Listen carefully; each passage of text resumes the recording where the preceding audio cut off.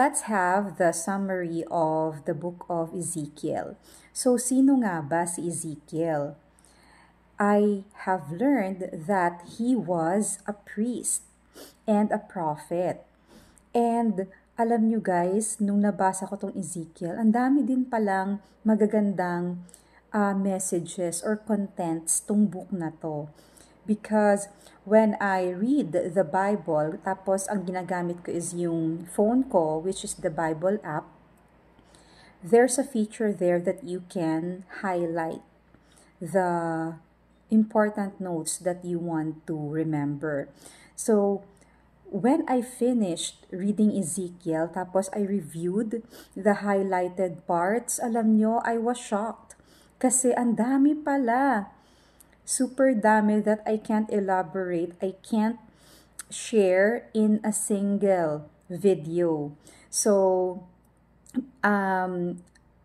very short summary lang. And I'll just cite a very important passage. So, first, ang Ezekiel, yung mga na-prophesy niya is yung pagkakapadpad ng mga Israelites sa Babylon. Kasi nga, yun yung times na God let them experience His wrath.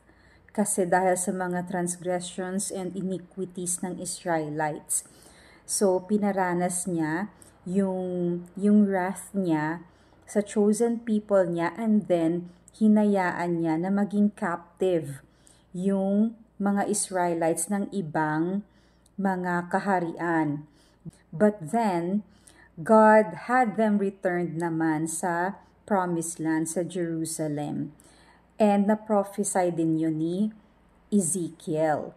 And then, na-mention niya din dito yung mga itsura ng mga angels na malayo sa what we are thinking.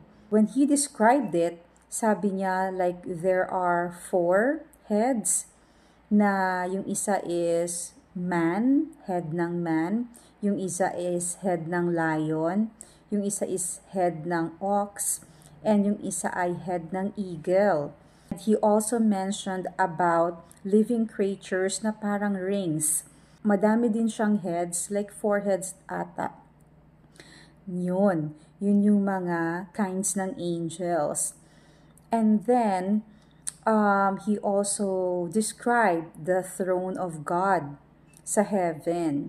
So, kung gusto nyong malaman, or if you are curious of what it looks like, you can go to Ezekiel.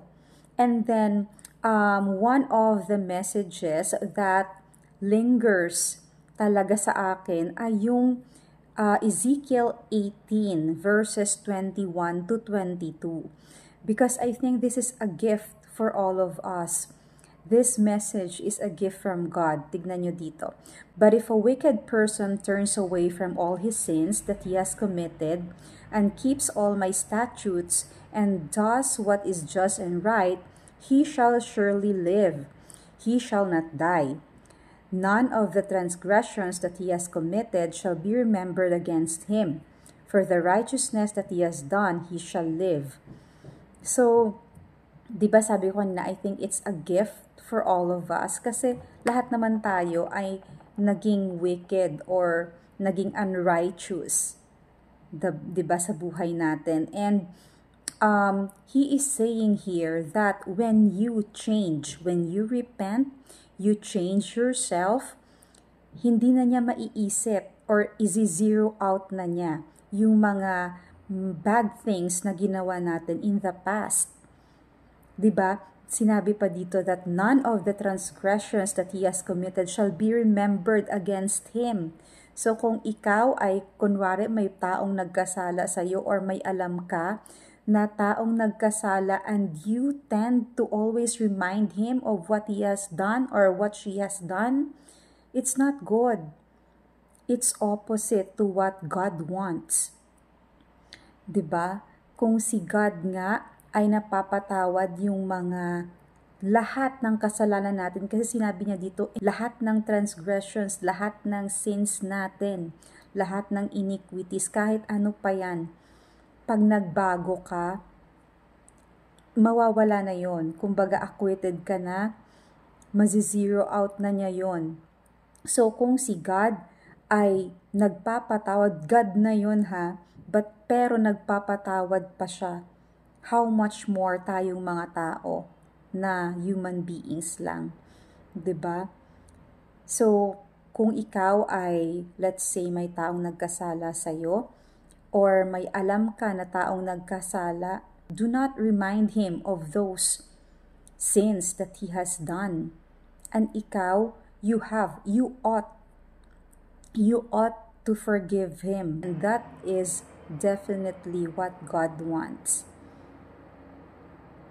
So yun, kung ikaw naman yung taong nagkasala, this is a gift for you. Piruin mo, mag-repent ka kahit ano pa yung kasalanan mo, kahit gaano pa ka-grave yung kasalanang nagawa mo. But if you repent, you change, matutuwa na si God sa'yo. Hindi na niya maiisip, hindi na niya aalalahanin yung mga ginawa mong masama dati. 'Di ba? Ang sarap sa feeling. Kaya yung mga tao that continuously reminding other people of what they have done in their lives, the evil spirits are using them.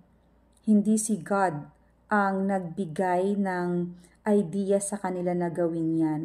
It's the enemy who are pushing them to do that.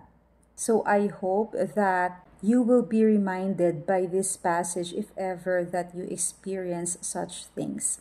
So thank you po for watching and see you next time. God bless you. God bless us po.